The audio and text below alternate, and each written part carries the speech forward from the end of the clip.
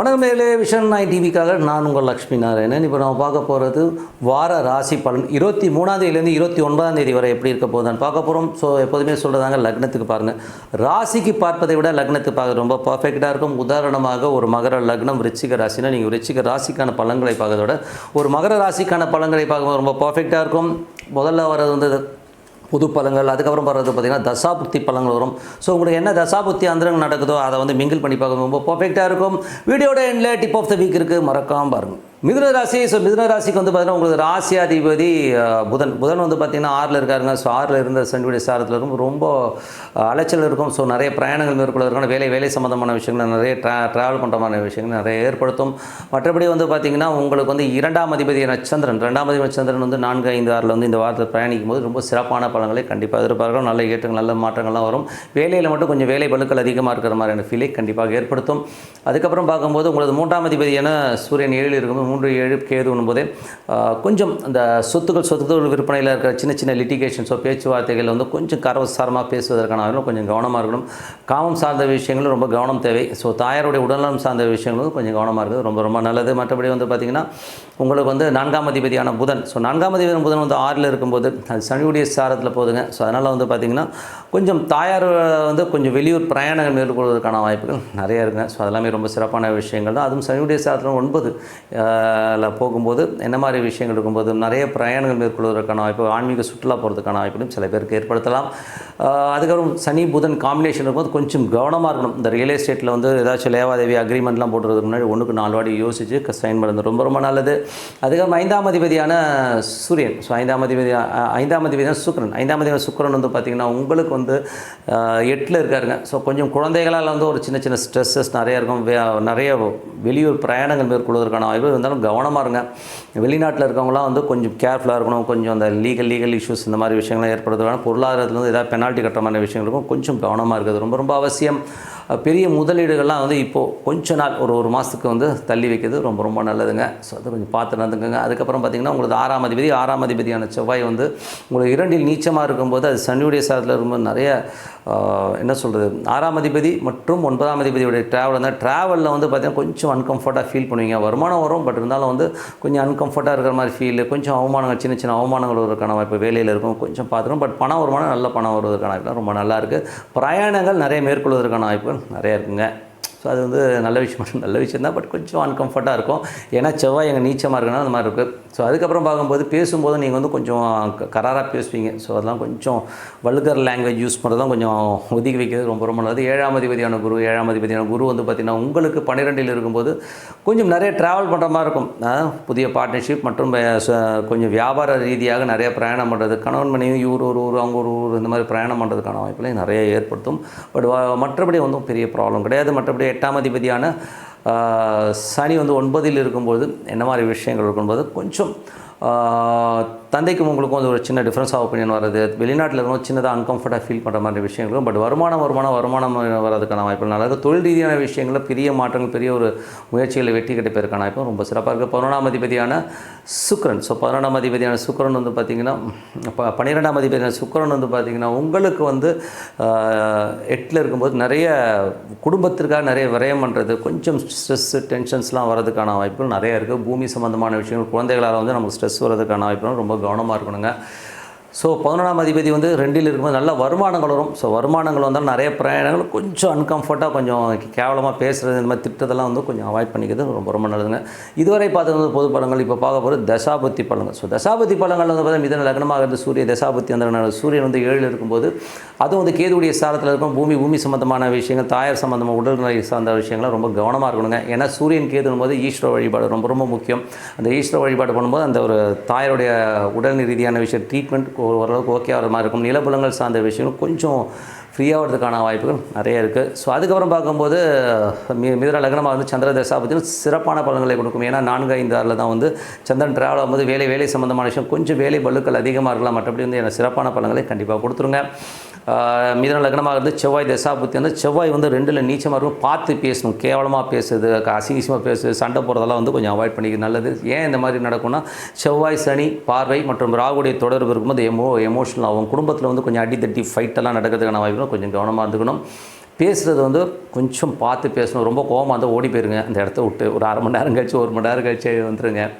ஏன்னா வந்து அந்த கோபத்தால் காயப்பட்டுச்சுன்னு வைங்களேன், அந்த நாள் ஃபுல்லாக வேஸ்ட் ஆகிடும். மற்றவனை திட்டுறோம் அதெல்லாம் இல்லை. பட் இருந்தாலும் அன்றைக்கி டே வந்து பார்த்திங்கன்னா ஐயோ இப்படி பேசிட்டோமேங்கிற ஒரு ஃபீலை கொடுத்துரும். அதுதான் பெரிய ப்ராப்ளம். ஸோ அதனால் பார்த்துங்க. இது எப்படிங்க சொல்கிறீங்கன்னா, நானே அந்த மாதிரி ஒரு கேரக்டர் தான். ரொம்ப எமோஷ்னலான கேரக்டர். டபால்னு திட்டிடுவேன், கச்சாமச்சான்னு பேசிடுவேன். கொஞ்சம் வல்கர் லாங்குவேஜும் அது ஒரு காலத்தில் யூஸ் பண்ணிட்டு வந்து இப்போ பண்ணுறது இல்லைன்னா எப்போனாச்சும் ரெடி பண்ணுறது. ஓகேங்களா? ஸோ அதை அவாய்ட் பண்ணிக்கிற ஒரு சின்ன டெக்னிக் என்னென்னா, அதுக்குன்னு ஒரு ஸ்லாப் வச்சுக்கிட்டேன். திட்டணுன்னா ஒரு ரேட் வச்சுக்கிட்டேன். ஒரு 5000 10,000 மேலே எதாவது பிரச்சனைனா திட்டுவோம், இல்லைனா திட்ட வேணாம் போடான்னு விட்டுருவோன்ற லெவலில் போனது கொஞ்சம் அதிகமாக திட்டுறதில்ல. ஸோ நீங்களும் ஒரு ஸ்லாப் வச்சுக்கோங்க. ஓகேங்களா? கோபத்துக்கு வந்து ஒரு ரேட் வச்சுக்கிட்டிங்கன்னா கொஞ்சம் அந்த கோபம் வராது. ஏன்னா சின்ன விஷயம் 10 ரூபா 20 ரூபா விஷயத்துலாம் கோவப்படுறதை விட்டுட்டு கொஞ்சம் காஸ்ட்லியான விஷயத்துக்கு கோவப்படுங்கிறது வந்து லிமிட்டாக வச்சுக்கிட்டு அதுலேருந்து கோவப்படுறது கம்மியாயிருச்சு. ஏன்னா கோவம் வரும்போது சல்லுன்னு சின்ன விஷயத்துக்கு வந்துடும். ஒரு காஃபி வைக்கிறாங்கன்னும்போது அதுலேயே ஒரு கோவம் வரலாம். ஸோ அந்த கோவம் வந்து 20 ரூபா காஃபி போய் எதுக்கடா கோவப்படணும்னு யோசிச்சிங்கன்னு வைங்களேன், சல்லுன்னு இறங்கிடும். ஸோ அந்த மாதிரி போய்க்கிறது ரொம்ப ரொம்ப நல்லது. ஸோ மிதுன லக்னமாக இருந்து ராகு தசாபதி. ராகு வந்து பார்த்திங்கன்னா 10ல் இருக்காருங்க. 10ல் இருக்க சனியோட சார் நிறைய பிரயாணங்கள் மேற்கொள்ளிங்க. அதாவது நல்ல பிரயாணம் ஏற்பட்டு அதனால் ஒரு தொழிலுக்கான விஷயங்கள் வளர்ச்சிக்கான விஷயங்களும் ரொம்ப சிறப்பாக இருக்கும். மிதுன லக்னமாக இருந்து குரு தசாபதியும். குரு வந்து உங்களுக்கு 12ல் இருக்கார். 7ஆம் அதிபதி 12ல். தொழில் ரீதியான விஷயம் நிறைய பிரயாணங்கள், புதிய பார்ட்னர்ஷிப் சம்மந்தமான விஷயங்கள் அமைவதற்கான வாய்ப்பாக இருக்குது. நல்ல வருமானம் வரும். பட் ஏன்னா அலைச்சல்னால குடும்பத்தில் வந்து கொஞ்சம் இருக்க முடியாமல் வெளியூர் பிரயாணம் அந்த மாதிரி விஷயங்கள் நிறைய இருக்கும். ஸோ அந்த மாதிரி விஷயங்களை கண்டிப்பாக கொடுத்துரும். இதனால் லக்னமாக இருந்து சனி தசாபதியும். சனி வந்து பார்த்திங்கன்னா உங்களுக்கு 9ல் இருக்கார். அது 10ஆம் அதிபதியோட ஒரு சாரத்தில் இருக்கும்போது நிறைய வருமானங்கள் நல்ல ஒரு ஏற்றங்கள் வருவதற்கான வாய்ப்பு இருக்குது. பட் மன உளைச்சல் சின்னதாக இருக்கும். ஓகேங்களா? ஒரு என்னடா டென்ஷனாகவே வச்சுருக்காங்கன்ற மாதிரி விஷயங்கள் கண்டிப்பாக இருக்கும். பட் என்ன வருமானம் வரணும், கண்டிப்பாக தொழில் ரீதியான விஷயம் நல்ல ஒரு க்ரோத் வர்றதுக்கான வாய்ப்பு ரொம்ப சிறப்பாக இருக்குது. அதுக்கு மிதுன லக்னமாக இருந்து புதன் தசாபதி.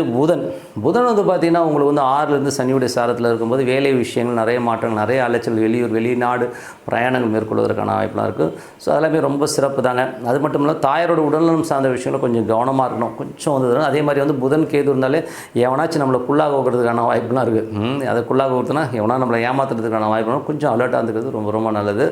அதுக்கப்புறம் வந்து மிதுன லக்னமாக இருந்து கேது தசாபதினு. கேது வந்து பார்த்திங்கன்னா 4லேருந்து சூரியனுடைய சாரத்தில் இருக்கும்போது தாயாரோட உடல்நலம் சார்ந்த விஷயங்கள் ரொம்ப கவனமாக இருக்கணும். அம்மாக்கும் ஒய்ஃபுக்கும் நிறைய கேள்விகள் கேட்டுப்பாங்க. உங்களை போட்டு தொலைச்சி எடுக்கிறதுக்கான வாய்ப்பு அதில் கொஞ்சம் எஸ்கேப் ஆக போகிற ஈஸ்வர வழிபாடு ரொம்ப ரொம்ப சிறப்புங்க. மிதுன லக்னமாக வந்து சுக்கிர தசாபதிங்க. சுக்கிரன் வந்து பார்த்திங்கன்னா உங்களுக்கு வந்து இருக்கிறது 8ல் இருக்காருங்க. ஸோ 8ல் இருக்கும்போது அதுவும் வந்து சந்திரனுடைய சாரத்தில் குடும்பத்துக்கு தேவையில்லாத ஒரு வாக்குவாதங்களோ ஒரு டென்ஷனோ இருக்கும். ஏதாச்சும் குடியார பையன் வந்து நம்மளை வந்து உயிரெடுக்கிறோம். ஏன்னா குடும்பத்தில் ஒரு குடிகாரம் இருப்பான். ஸோ அந்த மாதிரி குடியார பயிர்களால் நமக்கு ஒரு டென்ஷன் இருக்கிறதுக்கான வாய்ப்பு இருக்கிறதால கொஞ்சம் இந்த போத வஸ்து இருக்கிற குடும்ப நண்பர்கள் குடும்பத்தார்கள்ட்ட கொஞ்சம் உஷாராக இருந்துங்க. அந்த கேரக்டர்கிட்ட கொஞ்சம் உஷாராக இருங்க. அவங்களால கொஞ்சம் பிரச்சனைகள் வருவதற்கான வாய்ப்பு கொஞ்சம் கேர்ஃபுல்லாக இருங்க. மற்றபடி என்னங்க இப்படி சொல்லிட்டீங்கன்னா இருக்காங்கல்ல, எல்லா குடும்பத்துலையும் ஒரு மப்பு கேஸ் ஒன்று இருக்கும். ஸோ அந்த மப்பு பேஸ்க்குன்னா ஒன்றுக்கு அந்த மாதிரி கெட்ட பழக்கம் இருக்கும். இல்லைன்னா ஏடாவிடமாக பேசுகிறதுக்குன்னே ஒருத்தர் இருப்பான். ஏடாவிடமாக வாயை திறந்தாலே அனாசமாக பேசுவாங்க. ஸோ அந்த மாதிரி ஆட்கள்கிட்ட கொஞ்சம் கவனமாக இருந்துங்க. நீங்களாக பேசுகிறதா தான் நீங்கள் ரொம்ப வைக்கனா ஓரமாக போய்ட்டு ஒரு குட்டி சோத்துக்குள்ளே போய் உட்காந்துக்குங்க. அதுதான் பெஸ்ட்டு. ஓகேங்களா? ஸோ நல்ல விஷயங்கள் நல்ல மாற்றங்கள்லாம் ஒரு பிரார்த்தனை அவசியம். மனதார இறைவனை பிரார்த்தனை பண்ணும்போது சிறப்பான பலன்கள் கண்டிப்பாக ஏற்படுத்தும். Tip of the week. So tip of the வீக்கில் வந்து பார்த்திங்கன்னா இப்போ ஜென்ரலாக வந்து நம்ம பார்க்க போகும்போது அமாவாசை நிறைய திதிகளுக்கு வந்து நிறைய பவர்ஸ் இருக்குங்க. ஸோ அது வந்து பார்த்திங்கன்னா அதை நம்ம எப்படி யூஸ் பண்ணுறோங்கிறத வச்சு தான் நம்ம வந்து அதை சொல்ல முடியும். இதில் வந்து பார்த்திங்கன்னா திதி தோஷங்கள், திதி சூனியங்கள் இந்த மாதிரி விஷயங்கள்லாம் இருந்தாலும் மேஜராக வந்து நமது வாழ்க்கையில் பேசிக்காக இருக்கிற நமது கட்டங்களில் வந்து பேசிக்காக பாதிப்புங்கிறது வந்து உருவாக்குறது கர்ம கிரகங்களான ராகு கேது மற்றும் மாந்தி. இதை வந்து மாந்திங்கிற ஒரு விஷயம் வந்து ஒரு பாதிப்பு உள்ளாகும் போது அவங்க வந்து நெக்ஸ்ட் ஸ்டெப்பு போகாமல் ஒரு அவங்களுக்குள்ளே ஒரு மைண்டு ஸ்ட்ரக்காகி நிற்கிறது, ஒரு இடத்துக்கு வந்து வேகமாக ஒரு முன்னேறி போகும்போது திடீர்னு ஒரு தடங்கள் ஏற்படுறது, இந்த மாதிரி விஷயங்களை மாந்திங்கிற ஒரு விஷயம் கண்டிப்பாக ஏற்படுத்தும். ஸோ மாந்திங்கிறது வந்து பார்த்திங்கன்னா மேஜராக வந்து நம்ம சவுத் இந்தியன் ஸ்டைலில் வந்து மேஜராக தமிழ்நாட்டு ஸ்டைலில் வந்து அதிகமாக பார்க்குறாங்க. கேரளாவில் வந்து மேஜராக வந்து இதை வந்து பார்ப்பாங்க. அப்படி இருக்கிற மாந்தியை வச்சு நம்ம வந்து என்ன பரிகாரம் பண்ணோம்னா மேஜராக வந்து நீங்கள் வந்து இந்த மாதிரி தடைகள் இருக்குது, நைட்டு வந்து கரெக்டாக தூக்கம் வராது, திடுக்குன்னு உட்காந்துக்கிறது, ஒரு மாதிரி ஒரு எமோட்டாரமான ஃபீல், ஏதோ என்னென்னு சொல்ல தெரியலைங்க, ஒரு மாதிரி டிஸ்டர்பன்ஸாகவே இருக்குன்னா கண்டிப்பாக மாந்தி தொடர்பான விஷயங்கள், இல்லைன்னா உங்களுக்கு தசா புத்தி அந்தரங்களில் வந்து மாந்தி தொடர்பு ஏற்படும் போது அந்த மாதிரி விஷயங்கள்லாம் வரும். ஸோ அந்த மாதிரி இருக்கும்போது நம்ம என்ன பண்ணலாம் அப்படின்னு பார்த்திங்கன்னா அதுக்கு வந்து ரொம்ப சிறப்பான விஷயம் என்னென்னா ஒரு அமாவாசை திதி கொடுக்குறதுன்னு சொல்லுவோம். ஸோ அமாவாசை திதி கொடுக்குறதுங்கிறது வந்து பார்த்திங்கன்னா ஒவ்வொரு அமாவாசையும் பார்த்திங்கன்னா ஒரு கோயில்களில் வந்து ஐயர் உட்காந்துருப்பார். ஸோ அவர்கிட்ட வந்து செட்டு வந்து வெளியிலே விற்கும், ஒரு 100 ரூபா தான் இருக்கும். ஸோ அந்த செட்டு வாங்கிட்டு போய் வச்சு அந்த ஐயர் வந்து தர்ப்பணம் பண்ணிட்டு வரும்பொழுது அந்த காலகட்டத்தில் வந்து உங்களது கர்மா வந்து உடனே கழியுமானா உடனே கழியாதுங்க. எந்த டேப்லெட்டும் வந்து பார்த்தீங்கன்னா ஒரு சில ட்ரீட்மெண்ட் வந்து லாங் டேர்மில் தான் போகும்.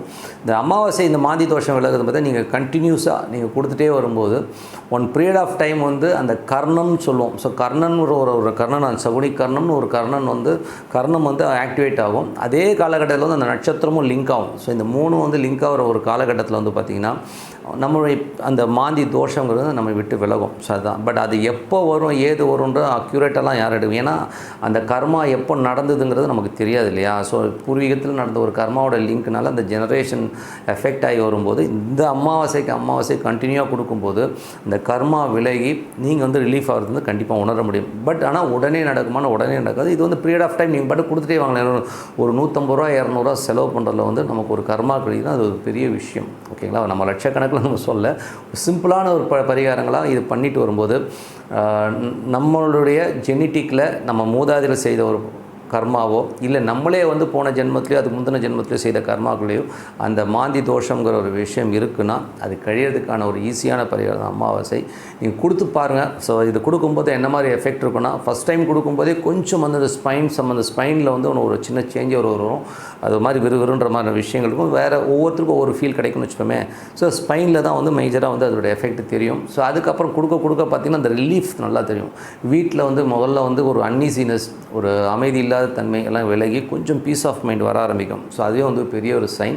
ஸோ அந்த மாதிரி கண்டினியூவாக கொடுக்க அது வந்து ஃபுல்லாக ஃப்ரீ ஆகி அடுத்த ஜென்ரேஷனில் வந்து பார்த்திங்கன்னா அடுத்த பிறக்கும் குழந்தைகளில் வந்து அந்த மாந்தின்ற ஒரு விஷயம் அந்த தோஷம் வந்து ரிஃப்ளெக்டே ஆகாது. நீங்கள் வந்து அப்படி நீங்கள் உதாரணத்துக்கு பார்க்கணுன்னா இந்த கர்மிக் ராகு கேது மாந்தி இந்த மூணுமே பார்த்தீங்கன்னா ஜெனட்டிக்கில் வந்து ஒரு அப்பா அம்மா குழந்தைகள் எல்லாருக்குமே பார்த்திங்கன்னா ஒரே மாதிரி ஒரு செட்டப்பில் வரும். ஸோ ஒரு அப்பா இருக்காருன்னா அவரோட குழந்தைக்கு பார்த்திங்கன்னா அதே கர்மா வந்து ட்ரான்ஸ்ஃபர் ஆகிறது வந்து கண்டிப்பாக பார்க்க முடியும்.